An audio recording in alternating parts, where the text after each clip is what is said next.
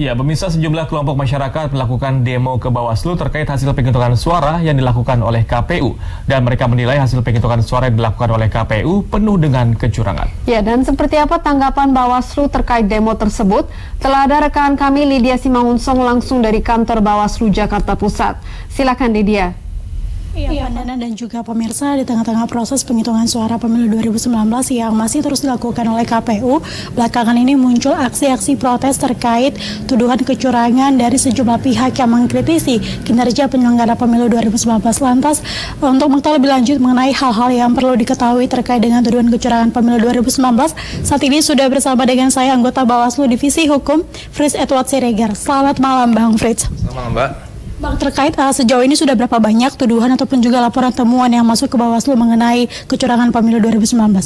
Baik, terima kasih Mbak. Kalau kita melihat sampai dengan tanggal 6 Mei 2019, Bawaslu itu telah menerima 7.299 temuan dan laporan. Itu terbagi atas 392 yang merupakan pelanggaran pidana dan ada 5.225 pelanggaran administrasi, dan lainnya itu adalah termasuk pelanggaran etika ataupun tidak termasuk pelanggaran pemilu.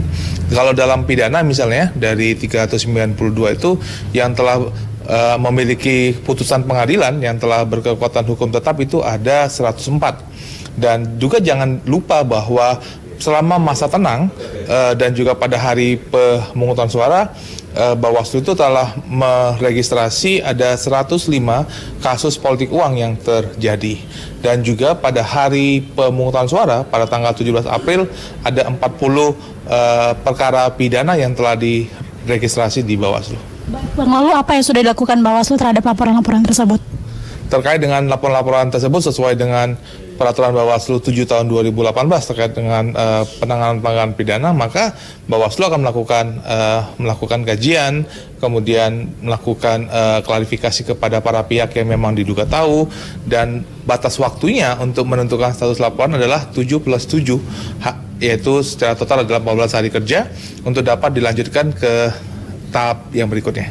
Oke, Bang. Terkait adanya tuntutan dari pihak yang ingin salah satu paslon ini untuk didiskualifikasi dari kontestasi pemilu 2019, bagaimana ini Bawaslu menanggapinya, Bang?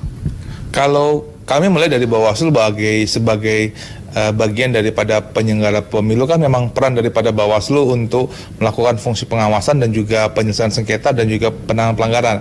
Bahwa ada tiga jenis pelanggaran sebenarnya, itu pelanggaran pidana, pelanggaran administrasi, ataupun juga pelanggaran etika. Nah, bisa saja para pihak tersebut bisa mengajukan apakah ada pelanggaran pidana. Kalau pelanggaran pidana itu adalah hukumannya adalah pidana atau juga denda daripada pengadilan, atau juga pelanggaran administratif, itu yang dapat dimungkinkan namanya diskualifikasi. Oke, baik, Bang Fritz. Terakhir, terkait mekanisme penyelesaian dari Bawaslu sendiri terkait laporan-laporan itu seperti apa, Bang?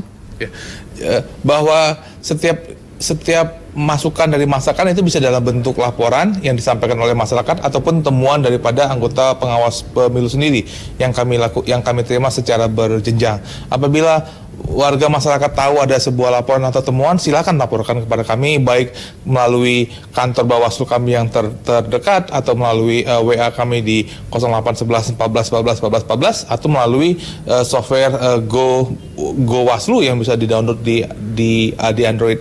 Adalah kewajiban daripada Bawaslu untuk dapat menentukan status laporan daripada setiap laporan ataupun temuan yang kami dapatkan. Baik, terima kasih Bang Fritz. Iya, Vandana dan juga pemirsa, tadi berdasarkan laporan yang sudah disampaikan dari anggota Bawaslu Divisi Hukum Fritz Edward Siregar, bahwa sejauh ini dari dimulainya pemilu 2019 sudah ada sekitar 7.299 temuan dan laporan terkait dengan dugaan pelanggaran pemilu 2019. Demikian informasi sementara yang dapat kami sampaikan. Kita kembali Anda, Vandana dan juga Reva di studio. Ya, terima kasih Lydia atas laporan Anda dan selamat bertugas.